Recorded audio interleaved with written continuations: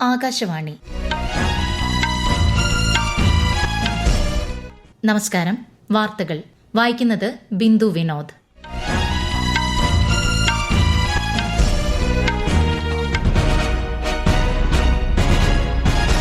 പ്രധാന വാർത്തകൾ.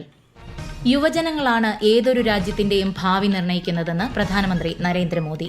പഹൽഗാം ഭീകരാക്രമണത്തിന്റെ പശ്ചാത്തലത്തിൽ പാർലമെന്റിന്റെ പ്രത്യേക സമ്മേളനം വിളിച്ചു ചേർക്കണമെന്ന ആവശ്യവുമായി പ്രതിപക്ഷം. പാകിസ്ഥാനെതിരെ ഐക്യരാഷ്ട്രസഭയിൽ ശക്തമായ വിമർശനമുയർത്തി ഇന്ത്യ. നിയന്ത്രണ രേഖയിലെ വിവിധയിടങ്ങളിൽ പാക് സേന വെടിനിർത്തൽ ലംഘനം തുടരുന്നു. ചലച്ചിത്രകാരൻ ഷാജി എൻ കരുണിന് അന്ത്യാഞ്ജലി അർപ്പിച്ച് കേരളം. കാനഡ തെരഞ്ഞെടുപ്പിൽ മാർക്ക് കാർണി നയിക്കുന്ന ലിബറൽ പാർട്ടി ഭരണ തുടർച്ചയിലേക്ക്. IPL ക്രിക്കറ്റിൽ ഇന്ന് ഡൽഹി ക്യാപിറ്റൽസ് കൊൽക്കത്ത നൈറ്റ് റൈഡേഴ്സിനെ നേരിടും. വാർത്തകൾ വിശദമായി. യുവജനങ്ങളാണ് ഏതൊരു രാജ്യത്തിന്റെയും ഭാവി നിർണ്ണയിക്കുന്നതെന്ന് പ്രധാനമന്ത്രി നരേന്ദ്രമോദി. രാജ്യത്തിന്റെ ഉയർച്ചയ്ക്കായി യുവതയ്ക്ക് ആധുനിക വിദ്യാഭ്യാസ സംവിധാനങ്ങൾ ഒരുക്കേണ്ടത് സർക്കാരിന്റെ കടമയാണെന്നും പ്രധാനമന്ത്രി പറഞ്ഞു. ന്യൂഡൽഹിയിലെ ഭാരത് മണ്ഡപത്തിൽ നടന്ന യുഗ്മ കോൺക്ലേവിൽ സംസാരിക്കുകയായിരുന്നു അദ്ദേഹം. യുവജനങ്ങളുടെ ഭാവി ശോഭനമാക്കുന്നതിൽ അവർക്ക് ലഭിക്കുന്ന വിദ്യാഭ്യാസത്തിന് വലിയ പ്രാധാന്യമുണ്ടെന്നും പ്രധാനമന്ത്രി പറഞ്ഞു. किसी भी देश का भविष्य उसकी युवा पीढ़ी पर निर्भर होता है, इसलिए ये जरूरी है कि हम अपने युवाओं के भविष्य के लिए और उनको भारत के उज्जवल भविष्य के लिए तैयार करें. इसमें बड़ी भूमिका देश के एजुकेशन सिस्टम की भी होती है, इसलिए हम देश के एजुकेशन सिस्टम को 21वीं सदी की जरूरतों के मुताबिक आधुनिक बना रहे हैं. ഗവൺമെന്റ്, അക്കാദമിക മേഖല, വ്യവസായം, നൂതനാശയ രംഗം എന്നിവയിൽ നിന്നുള്ള പ്രമുഖർ ഒരു വേദിയിൽ അണിനിരക്കുന്ന ആദ്യ സമ്മേളനമാണ് യുഗ്മ. ഇന്ത്യയുടെ നൂതനാശയ ആവാസ വ്യവസ്ഥയിൽ വൻതോതിൽ സ്വകാര്യ നിക്ഷേപം ആകർഷിക്കുക എന്നതാണ് സമ്മേളനത്തിന്റെ ലക്ഷ്യം. പഹൽഗാം ഭീകരാക്രമണത്തിന്റെ പശ്ചാത്തലത്തിൽ പാർലമെന്റിന്റെ പ്രത്യേക സമ്മേളനം വിളിച്ചു ചേർക്കണമെന്ന ആവശ്യവുമായി പ്രതിപക്ഷം. രാജ്യസഭയിലെയും ലോക്സഭയിലെയും പ്രതിപക്ഷ നേതാക്കളായ മല്ലികാർജ്ജുൻ ഖാർഗെയും രാഹുൽ ഗാന്ധിയും ഈ ആവശ്യം ചൂണ്ടിക്കാട്ടി പ്രധാനമന്ത്രി നരേന്ദ്രമോദിക്ക് കത്തയച്ചു.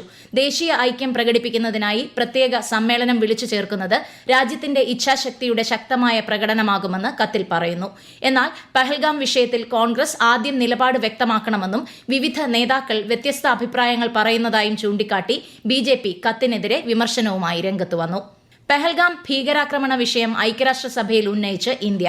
ആഗോള ഭീകരതയ്ക്ക് പിന്തുണ നൽകുന്ന രാജ്യമാണ് പാകിസ്ഥാനെന്നും ഐക്യരാഷ്ട്രസഭയിലെ ഇന്ത്യയുടെ പ്രതിനിധി യോജന പട്ടേൽ വിമർശിച്ചു. ഭീകര സംഘടനകൾക്ക് പാകിസ്ഥാൻ ധനസഹായവും പരിശീലനവും നൽകിയിട്ടുണ്ടെന്ന പാക് പ്രതിരോധ മന്ത്രിയുടെ പരാമർശവും ഇതിന് ഉദാഹരണമായി ഇന്ത്യ ചൂണ്ടിക്കാട്ടി. It is unfortunate that one particular delegation has chosen to misuse and undermine this forum to indulge in propaganda and make baseless allegations against India. This open confession surprises no one and exposes Pakistan as a rogue state fueling global terrorism and destabilizing the region. The world can no longer turn a blind eye. ആഗോളവേദികൾ ദുരുപയോഗം ചെയ്ത് ഇന്ത്യക്കെതിരെ അടിസ്ഥാനരഹിതമായ ആരോപണങ്ങൾ അഴിച്ചുവിടുകയാണ് പാകിസ്ഥാൻ ചെയ്യുന്നതെന്നും India ആരോപിച്ചു. പഹൽഗാമിൽ നടന്ന ഭീകരാക്രമണത്തിൽ ഐക്യദാർഢ്യം പ്രഖ്യാപിച്ച രാജ്യങ്ങളോട് ഇന്ത്യ നന്ദി അറിയിച്ചു. ജമ്മുകശ്മീരിൽ നിയന്ത്രണ രേഖയിലെ വിവിധയിടങ്ങളിൽ പാകിസ്ഥാൻ സൈന്യം ഇന്നലെ രാത്രി നടത്തിയ വെടിവയ്പിനെ ഫലപ്രദമായി നേരിട്ട് ഇന്ത്യൻ സേന. കുപ്വാര, ബരാമുള്ള, അഖ്നൂർ മേഖലകളിലാണ് പാകിസ്ഥാൻ സൈനിക പോസ്റ്റുകളിൽ നിന്നും പ്രകോപനമില്ലാതെ വെടിവയ്പുണ്ടായത്. ആളപായം റിപ്പോർട്ട് ചെയ്തിട്ടില്ല. പഹൽഗാം ഭീകരാക്രമണത്തിന്റെ പശ്ചാത്തലത്തിൽ കശ്മീർ താഴ്വരയിലെ റിസോർട്ടുകൾ ഉൾപ്പെടെ 48 വിനോദസഞ്ചാര കേന്ദ്രങ്ങൾ താൽക്കാലികമായി അടച്ച് ജമ്മുകശ്മീർ സർക്കാർ. യുസ്മാർഗ്, ദൂത് പത്രി, കൌസർനാഗ് തുടങ്ങിയവ ഇതിൽ ഉൾപ്പെടുന്നു. തുറന്നു പ്രവർത്തിക്കുന്ന ടൂറിസ്റ്റ് കേന്ദ്രങ്ങളിൽ സുരക്ഷ ശക്തിപ്പെടുത്താനും തീരുമാനിച്ചിട്ടുണ്ട്. പഹൽഗാം ഭീകരാക്രമണത്തിലെ ഇരകൾക്ക് ഐക്യദാർഢ്യം പ്രകടിപ്പിച്ച് അമേരിക്കയിലെ ഇന്ത്യൻ സമൂഹം. പ്രാർത്ഥനാ യോഗങ്ങളും പ്രതിഷേധ പരിപാടികളും ഇതിന്റെ ഭാഗമായി നടന്നു. Canada, Denmark, England, France, Finland, Germany, Spain തുടങ്ങിയ രാജ്യങ്ങളിലെ പ്രവാസി ഇന്ത്യക്കാരും ആക്രമണത്തെ അപലപിച്ച് പ്രകടനങ്ങൾ സംഘടിപ്പിച്ചു. ഈ വാർത്തകൾ ആകാശവാണിയിൽ നിന്ന്. ആകാശവാണി വാർത്തകളും വാർത്താധിഷ്ഠിത പരിപാടികളും All India Radio News Thiruvananthapuram YouTube ചാനലിലും All India Radio News Thiruvananthapuram Facebook പേജിലും AR News_ തിരുവനന്തപുരം ഇൻസ്റ്റഗ്രാം അക്കൌണ്ടിലും AR News_TVM X ഹാൻഡിലും ലഭ്യമാണ്. കേരളത്തിന്റെ സ്വപ്ന കവാടമായ വിഴിഞ്ഞം അന്താരാഷ്ട്ര തുറമുഖം കമ്മീഷനിംഗ് ചടങ്ങിന് ഇനി 3 നാൾ. പ്രധാനമന്ത്രി നരേന്ദ്രമോദി മെയ് 2-നാണ് വിഴിഞ്ഞം അന്താരാഷ്ട്ര തുറമുഖം രാജ്യത്തിന് സമർപ്പിക്കുക. തുറമുഖത്ത് നടക്കുന്ന പ്രൌഢഗംഭീരമായ ചടങ്ങിൽ മുഖ്യമന്ത്രി പിണറായി വിജയൻ ഉൾപ്പെടെയുള്ളവർ പങ്കെടുക്കും. ഉദ്ഘാടനത്തിനെത്തുന്ന പ്രധാനമന്ത്രിയെ സ്വീകരിക്കാൻ തുറമുഖത്ത് പോലീസിന്റെയും SPGയുടെയും നേതൃത്വത്തിൽ കനത്ത സുരക്ഷയൊരുക്കും. ഈ വർഷത്തെ SSLC ഫലം മെയ് 9-ന് പ്രഖ്യാപിക്കുമെന്ന് മന്ത്രി വി ശിവൻകുട്ടി. ഫലപ്രഖ്യാപനത്തിന് ആവശ്യമായ മുന്നൊരുക്കങ്ങൾ നടന്നുവരികയാണെന്നും അദ്ദേഹം തിരുവനന്തപുരത്ത് വാർത്താസമ്മേളനത്തിൽ പറഞ്ഞു. 72 കേന്ദ്രീകൃത മൂല്യനിർണ്ണയ ക്യാമ്പുകളിലായി ഈ മാസം 3 മുതൽ 26 വരെ 2 ഘട്ടങ്ങളിലായി മൂല്യനിർണ്ണയം കഴിഞ്ഞ് മാർക്ക് എൻട്രി നടപടികൾ പൂർത്തീകരിച്ചു.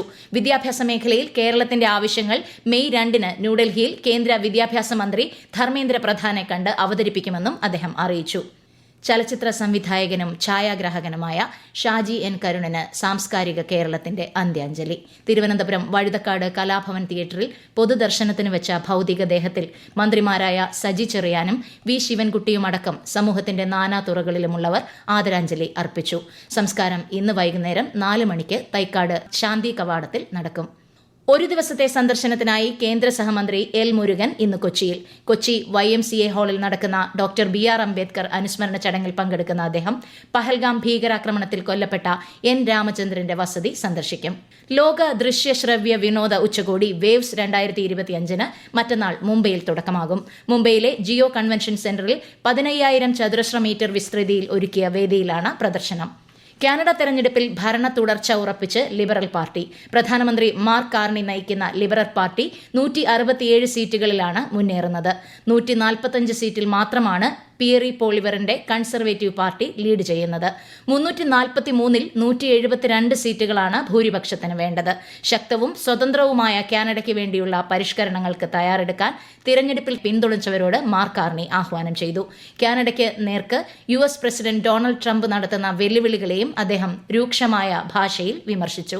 അതേസമയം തിരഞ്ഞെടുപ്പിൽ പരാജയം നേരിട്ടതിനെ തുടർന്ന് ഖാലിസ്ഥാൻ അനുകൂല നേതാവ് ജഗ്മീത് സിംഗ് NDP സ്ഥാനം രാജിവെച്ചു. IPL ക്രിക്കറ്റിൽ ഇന്ന് ഡൽഹി ക്യാപിറ്റൽസ് കൊൽക്കത്ത നൈറ്റ് റൈഡേഴ്സിനെ നേരിടും. രാത്രി 7:30-ന് ന്യൂഡൽഹിയിലാണ് മത്സരം. ഗുജറാത്ത് ടൈറ്റൻസിനെ രാജസ്ഥാൻ റോയൽസ് ഇന്നലെ 8 വിക്കറ്റിന് പരാജയപ്പെടുത്തി. 35 പന്തിൽ നിന്ന് സെഞ്ചുറി നേടിയ 14-കാരൻ വൈഭവ് സൂര്യവംശിയുടെ മിന്നുന്ന പ്രകടനമാണ് രാജസ്ഥാന് കരുത്തായത്. IPL-ൽ സെഞ്ചുറി നേടുന്ന പ്രായം കുറഞ്ഞ താരമെന്ന റെക്കോർഡും വൈഭവ് സ്വന്തമാക്കി.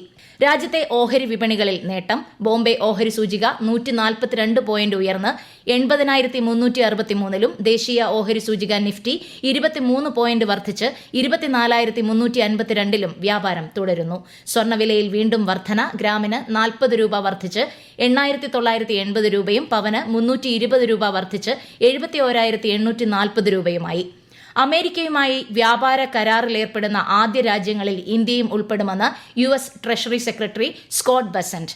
വ്യാപാര കരാറിന് അനുകൂലമായ തുറന്ന വ്യാപാര അന്തരീക്ഷമാണ് ഇന്ത്യയിലുള്ളതെന്നും അദ്ദേഹം പറഞ്ഞു. കഴിഞ്ഞയാഴ്ച ഇന്ത്യ സന്ദർശിച്ച US vice president JD Vance പ്രധാനമന്ത്രി നരേന്ദ്രമോദിയുമായി വ്യാപാര വിഷയങ്ങൾ ചർച്ച ചെയ്തിരുന്നു. തുടർ ചർച്ചകൾക്കുള്ള രൂപരേഖ തയ്യാറായതായും ഇരു രാജ്യങ്ങളും അറിയിച്ചു. പ്രധാന വാർത്തകൾ വീണ്ടും. യുവജനങ്ങളാണ് ഏതൊരു രാജ്യത്തിന്റെയും ഭാവി നിർണ്ണയിക്കുന്നതെന്ന് പ്രധാനമന്ത്രി നരേന്ദ്രമോദി. പഹൽഗാം ഭീകരാക്രമണത്തിന്റെ പശ്ചാത്തലത്തിൽ പാർലമെന്റിന്റെ പ്രത്യേക സമ്മേളനം വിളിച്ചു ചേർക്കണമെന്ന ആവശ്യവുമായി പ്രതിപക്ഷം. പാകിസ്ഥാനെതിരെ ഐക്യരാഷ്ട്രസഭയിൽ ശക്തമായ വിമർശനമുയർത്തി ഇന്ത്യ. നിയന്ത്രണ രേഖയിലെ വിവിധയിടങ്ങളിൽ പാക് സേന വെടിനിർത്തൽ ലംഘനം തുടരുന്നു. ചലച്ചിത്രകാരൻ ഷാജി എൻ കരുണിന് അന്ത്യാഞ്ജലി അർപ്പിച്ച് കേരളം. കാനഡ തെരഞ്ഞെടുപ്പിൽ മാർക്ക് കാർണി നയിക്കുന്ന ലിബറൽ പാർട്ടി ഭരണ തുടർച്ചയിലേക്ക്. IPL ക്രിക്കറ്റിൽ ഇന്ന് ഡൽഹി ക്യാപിറ്റൽസ് കൊൽക്കത്ത നൈറ്റ് റൈഡേഴ്സിനെ നേരിടും. വാർത്തകൾ കഴിഞ്ഞു. അടുത്ത വാർത്താ പ്രക്ഷേപണം വൈകിട്ട് 6:30-ന്.